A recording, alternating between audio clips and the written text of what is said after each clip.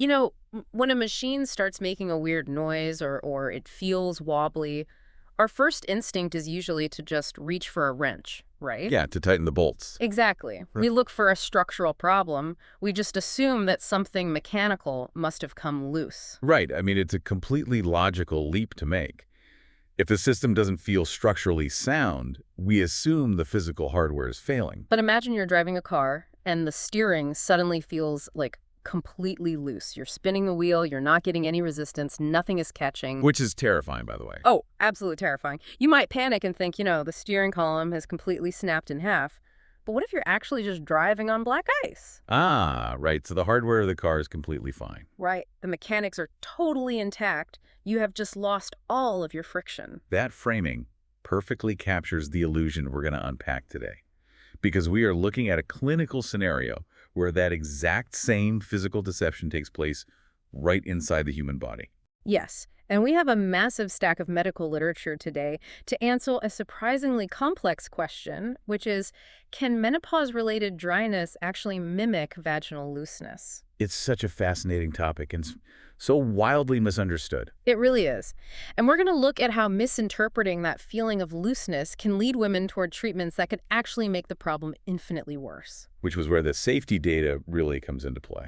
Exactly. Our sources today include clinical guidelines from the British Menopause Society, the Urology Care Foundation, the International Continence Society, and a really critical safety report from NINUS, that's the National Institute for Health and Care Excellence. And, the clinical data across all these organizations paints a really clear picture of how treating a symptom without understanding the underlying biology can just backfire dramatically. Right. So whether you are experiencing these biological shifts yourself or, supporting a partner who is, or maybe you just want to understand the hidden mechanics of human tissue health, this information completely reframes how we think about aging. It really changes the entire paradigm. So let's start with the biology of this illusion, because the sources basically anchor everything around a condition called GSM. Right, so GSM stands for genitourinary syndrome of menopause.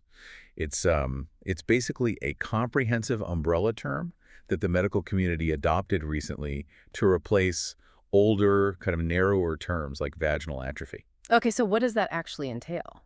Well, it describes the physiological cascade that happens to the tissues of the vagina, the vulva, and even the lower urinary tract when the body's systemic estrogen levels drop significantly.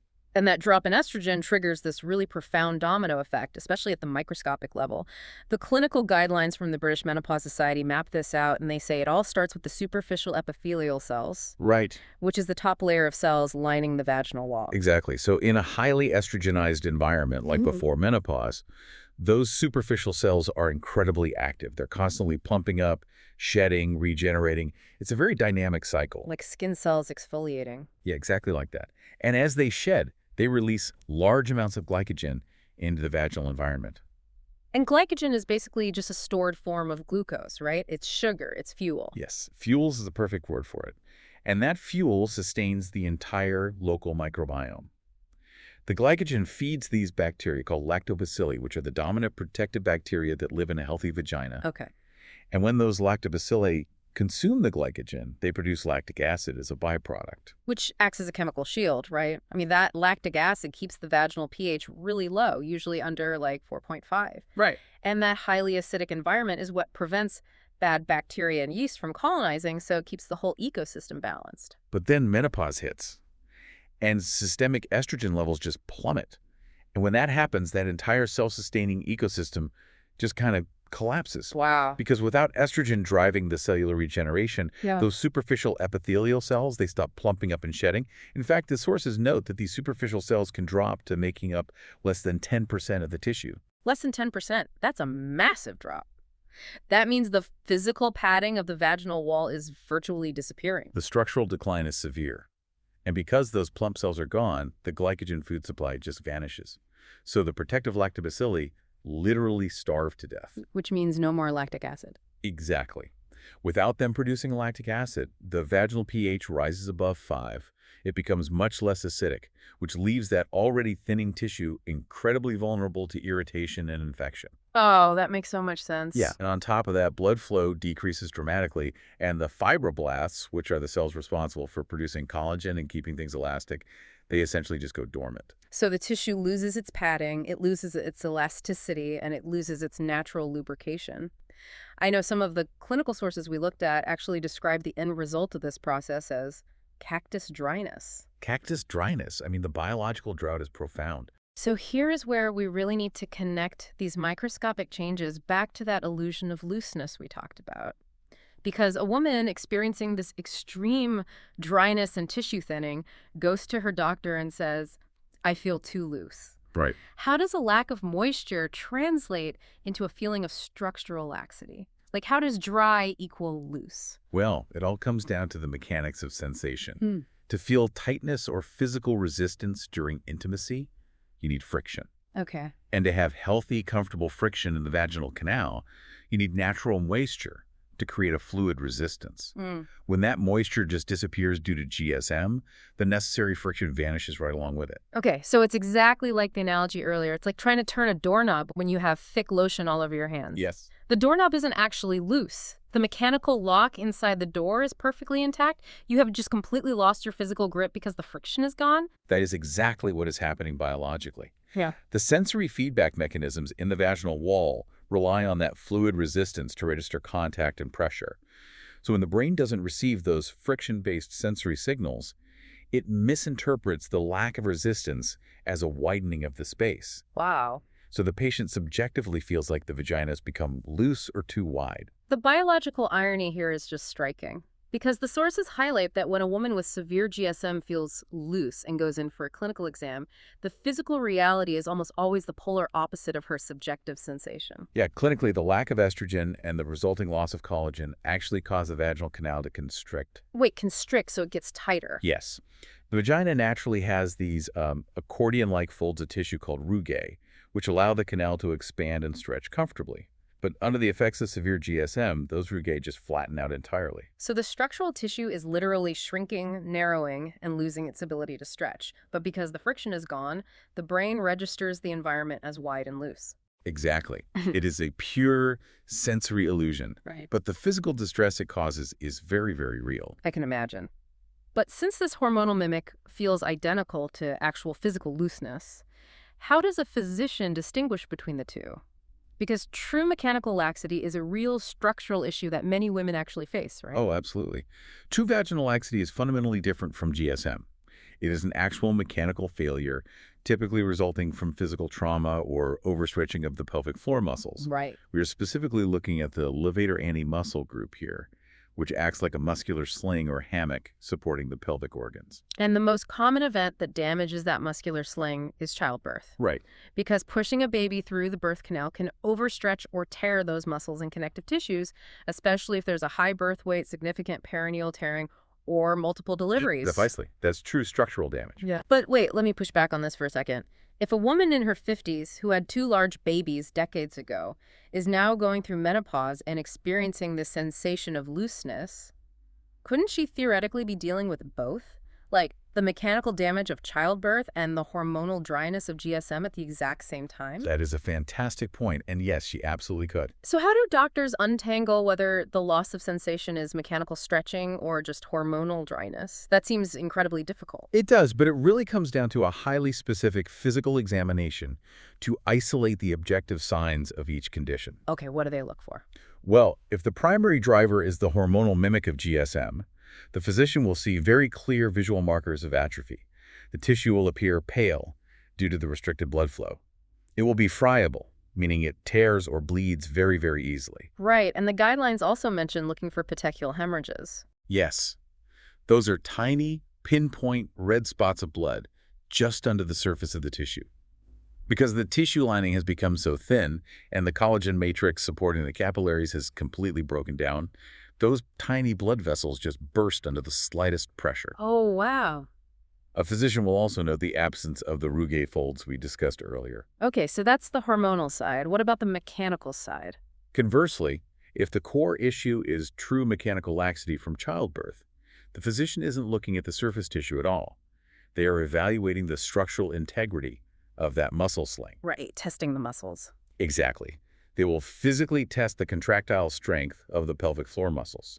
They will also look for clinical signs of pelvic organ prolapse. Which is when things actually shift out of place. Right. When that levator anti-sling fails, the structural support is gone, which allows surrounding organs like the bladder or the rectum to physically bulge or herniate into the vaginal space. So the visual cues are totally distinct. Tiny blood spots and pale, smooth tissue indicate a hormonal moisture problem. Measurable muscle weakness or organs physically bulging into the canal indicate a structural failure. Exactly. And distinguishing between the two dictates the entire path of treatment, because treating one condition with the therapies meant for the other can lead to disastrous outcomes. Which brings us to the vaginal rejuvenation industry, because we're seeing a massive proliferation of private clinics offering laser tightening or radiofrequency treatments, right? And they're heavily marketed to cure something they call vaginal laxity syndrome. Yes. And the clinical guidelines from the International Continence Society, the ICS, alongside the International Society for the Study of Vulvovaginal Disease, are completely unequivocal on this topic. Because they don't hold back. Not at all. They state clearly that vaginal laxity syndrome is a marketing term. It is not a standardized medical diagnosis. Wow. And the ICS actually evaluated the evidence for using CO2 lasers to treat these laxity issues, and they found the evidence level is incredibly low rated at just 2B or 3B. Yeah, and their official recommendation states that laser treatments should not be used routinely for these conditions outside of controlled clinical trials, period. To understand why these lasers are so heavily cautioned against, especially for women with GSM, we need to look at how the technology actually works. Right. Let's break that down. A CO2 laser is essentially designed to create controlled thermal microinjuries in the tissue. The heat basically burns tiny columns into the skin. In a healthy environment, the body responds to that thermal damage by rushing blood to the area and triggering the fibroblasts to produce a massive surge of fresh, elastic collagen to heal the burns, so the tissue tightens up as it heals. Right.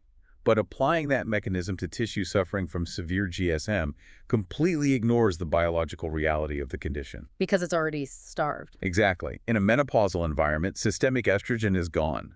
The fibroblasts are dormant. The blood flow is already heavily restricted. So the body literally doesn't have the biological building blocks required to generate healthy elastic collagen? No, it doesn't. So when a woman whose tissue is already paper thin and starving for moisture undergoes a laser treatment because she feels too loose, her body simply cannot heal those thermal burns properly. And this is where it gets dangerous. Yeah.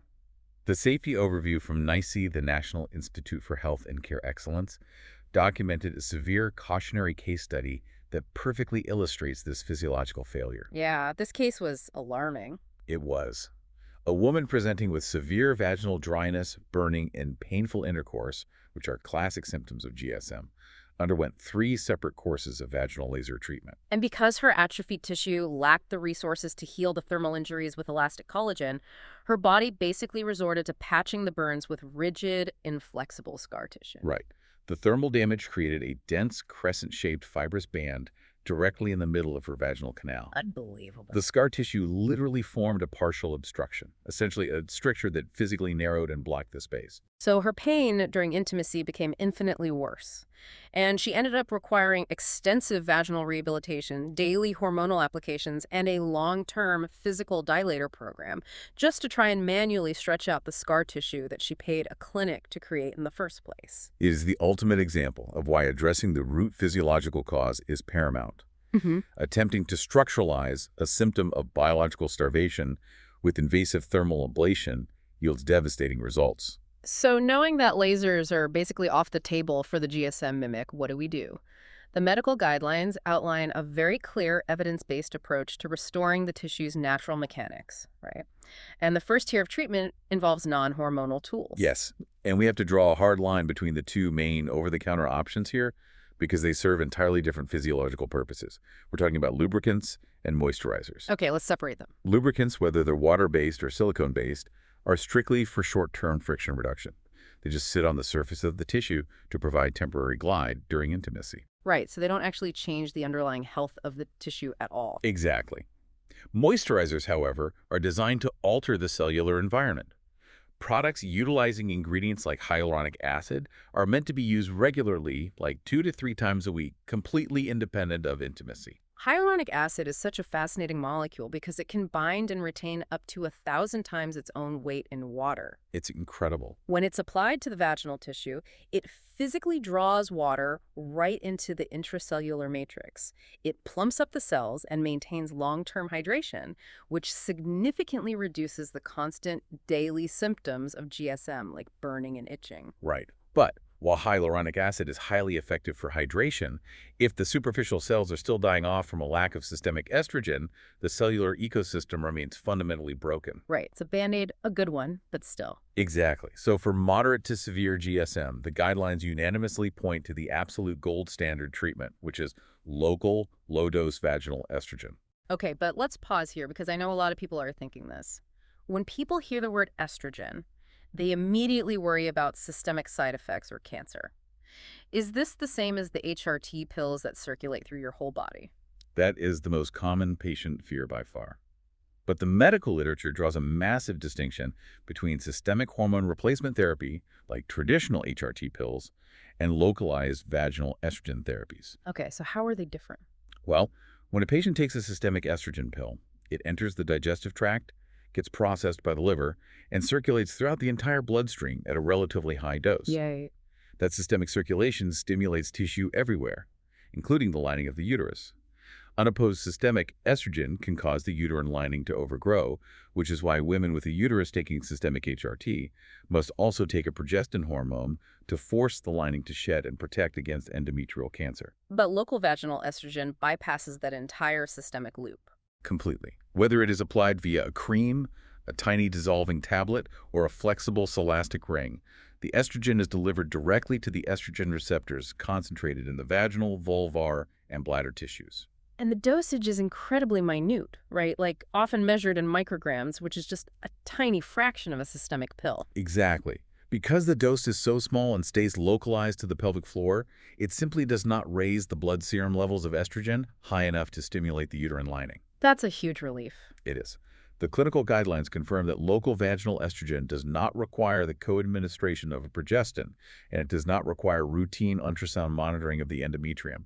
It is incredibly safe. So it basically just provides the biological building blocks directly to the localized drought area. It restores local blood flow, wakes up the fibroblasts to rebuild that collagen matrix, restarts the cellular shedding process, feeds the lactobacilli with glycogen, and drops the pH back to a healthy acidic level. It literally reverses the atrophy. The sources also highlight an evidence-based alternative to direct estrogen called DHEA, which utilizes a process called intracrinology. Yes, DHEA is fascinating. Right, because DHEA is a hormone precursor. When introduced via a vaginal suppository, it doesn't enter the bloodstream as an active hormone.